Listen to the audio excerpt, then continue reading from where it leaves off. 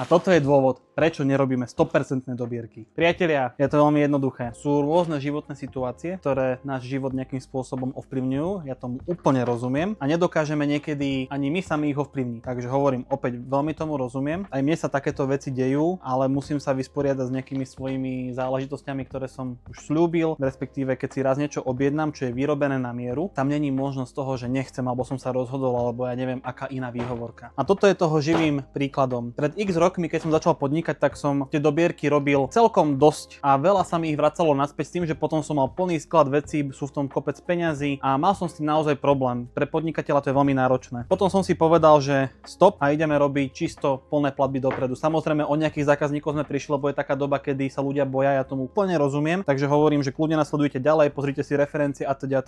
U nás vás nikto neokradne, to sa nemusíte bať, sme seriózna firma. Tu máme objednávku za nejakých 600 eur, tu máme objednávku za nejakých zhruba 250-280 eur. Nebudem tu menovať ľudí, ktorí to neprevzali, to by bolo naozaj vyslovene neseriózne, ale viem, že minimálne jeden z týchto ľudí mal nejakú životnú udalosť, ktorá ho proste ovplyvnila a nedokáže to teraz prevziať. Keby som bol tak zlý, tak poviem, že mňa to nezaujíma a je to váš problém. Tým, že je to vyrobené na mieru, mám právo to riešiť ďalej, ale nechcem to robiť, takže milí naši zákazníci, toto je ten dôvod. Není to preto, že ja by som vás chcel oklamať, ale je to preto, že chránim sám seba, tak ako chránite vy sami seba. Pozrite si referencie, som tu, táto tvár, keď budete niečo potrebovať, zavolajte mi kľudne vždy. Každý jeden zákazník dostal zodpovedané všetko. Nikdy som nikoho neoklamal, ale toto je dôvod, prečo 100% dobierky už nikdy nebudeme robiť.